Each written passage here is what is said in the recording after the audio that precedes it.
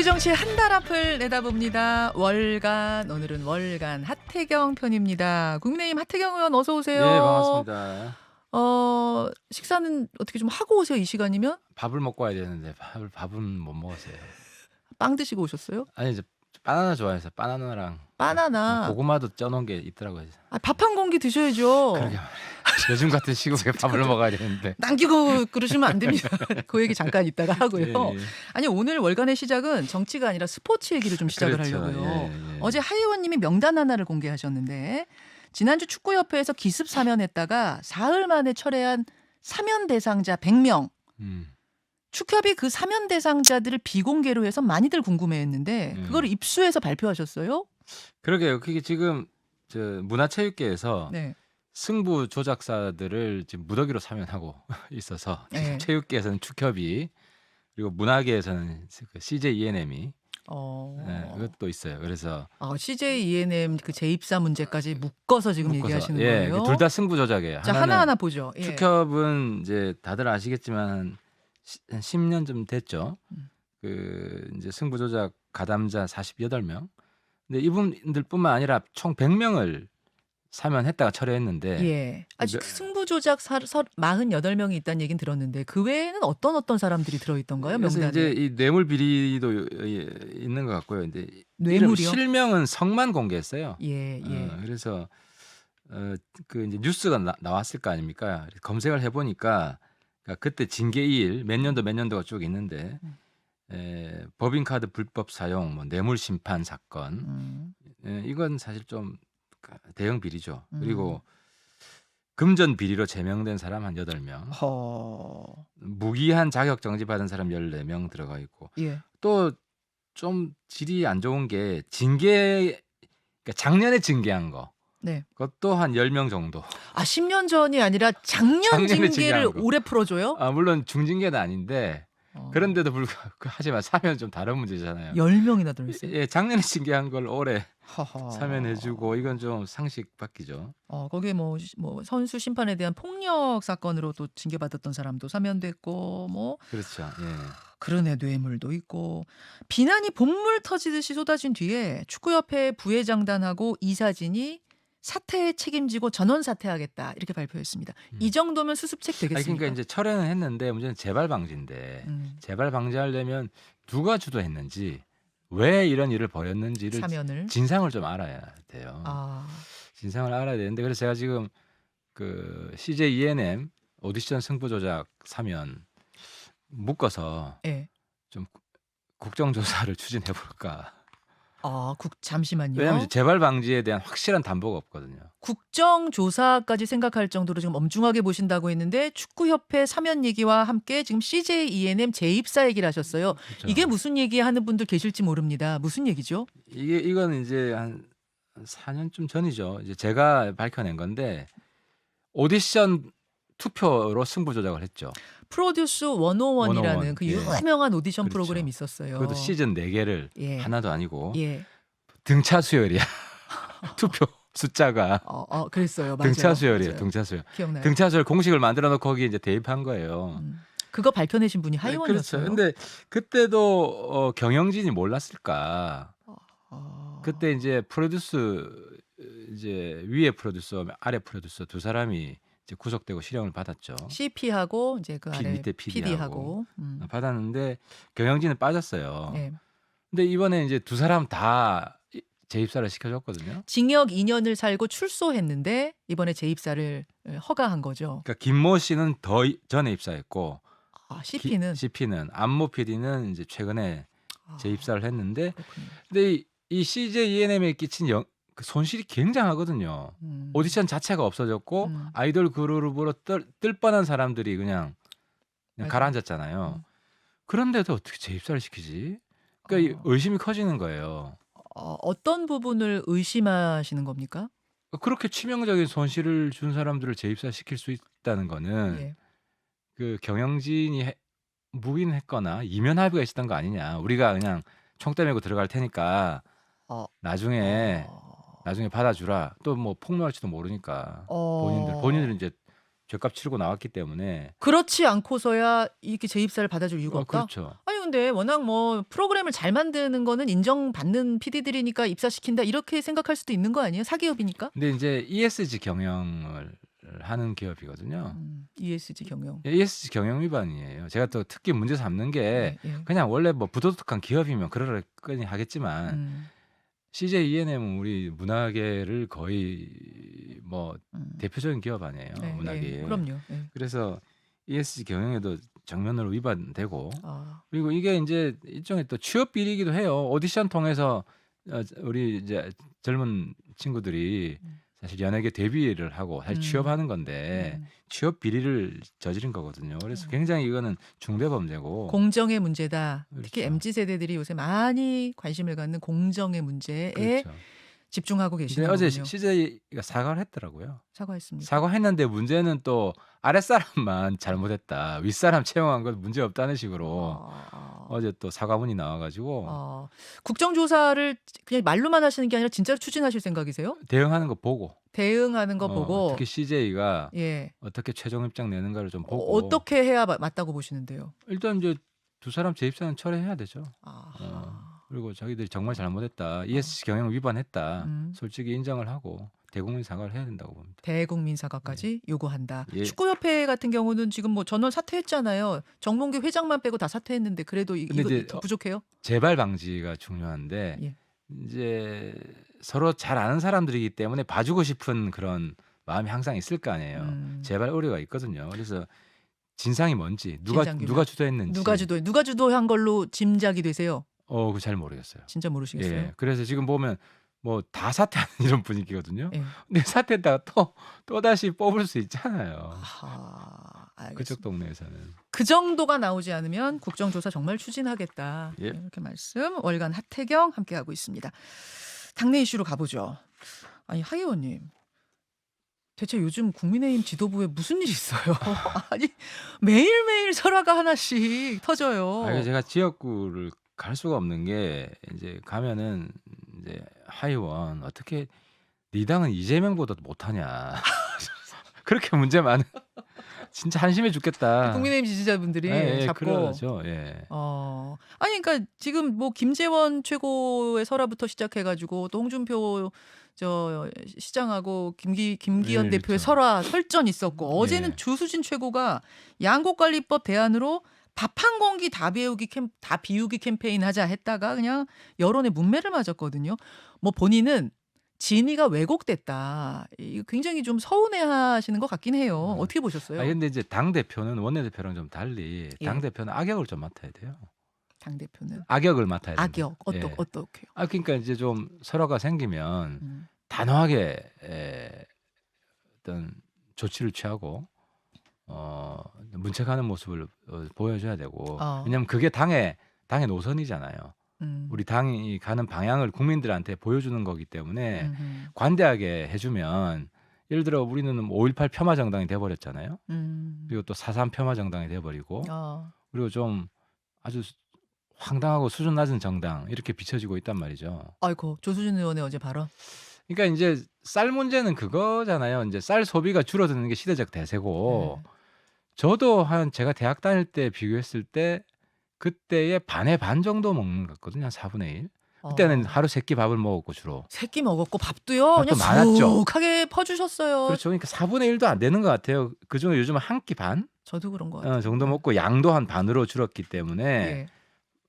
그래서 이런 상황에서는 이제 쌀 생산을 좀 줄이는 방향으로 그러니까 소비를 늘리는 거는 현실성이 좀 떨어지고 생산을 줄이는 방향으로 가야 되고 그래서 이제 윤석열 정부도 쌀 대체작물 농사를 지으면 지원해 주겠다. 그게 어제 내가 들었는데 민주당에서 좀 잘못 알고 있어요. 대체작물 지원 정책은 문재인 정부 때 폐지를 했었어요. 그렇습니까? 예, 예. 그걸 2020년에 폐지를 했고 올해 부활됐어요.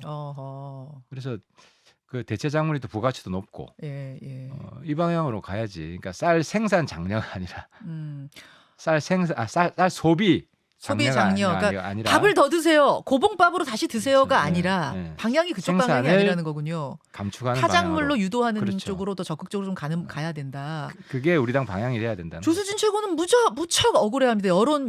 아니, 언론도 문제다 이런 이야기도 하는데.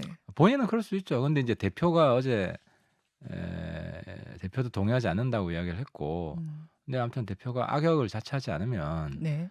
우리 당 가망 없습니다. 지금. 여기서 어떻게 더 악역을 자처해야 된다고 보시는 거죠? 어떤 액션? 예를 들어 이제 김재원 최고 발언이 나왔을 때도 이제 본인 스스로 자중하는 게 되잖아요. 그럼 국민들은 그 저당은 똑같네 그럼 저당이 다르다는 걸 보여줘야 당의 신뢰도가 높아지고 지지율도 올라갈 거 아닙니까? 그러면 어쨌든 징계성 조치를 해야죠. 징계까지 갔었어야 된다. 뭐 윤리 해부하지는 않더라도 어쨌든 당 대표가 이제 그 부분에 대해서는 그냥 또 이런 얘기하시는 분도 계시더라고요. 말인데 어떤 사람이 의견 얘기한 걸 가지고 어떻게 또 윤리 징계까지 하느냐. 뭐 그러니까 이런 윤리까지는 안 가더라도 예. 예를 들어서 본인이 한 달간 안 나오겠다 그랬잖아요. 공개 활동 안 하겠다. 그걸 이제 대표가 뭐 한 달간 나오지 마라. 했었어야 된다. 그러니까 당이 바뀌는 모습을 보여줘야 된다는 거죠. 셀프가 아니라. 네, 개인의 변화는 당 전체가 바뀌었다고 인식을 못하기 때문에 네.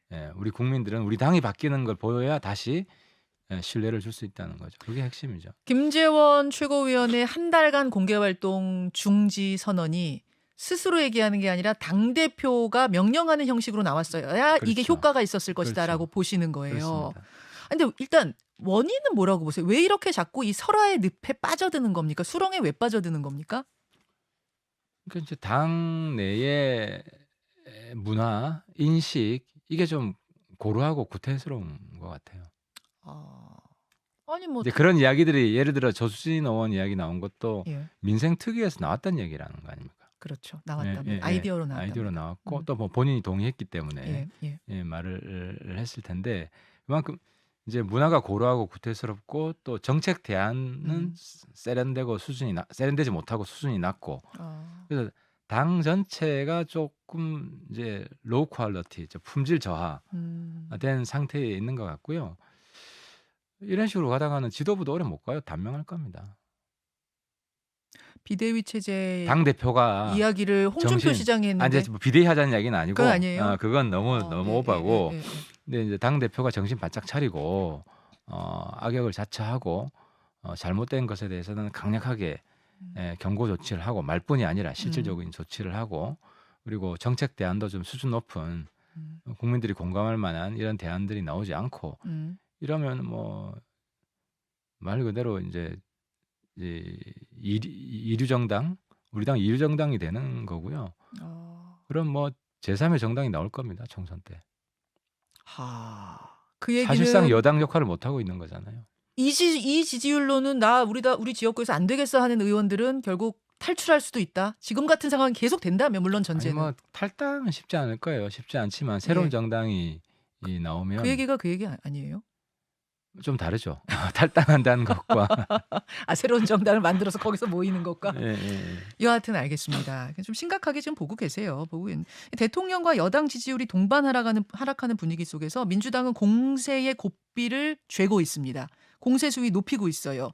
양곡관리법 지지하는 의원들 릴레이 삭발했고 후쿠시마 오염수 방류에 항의하기 위해서 몇몇 의원들이 일본으로 내일 떠난답니다.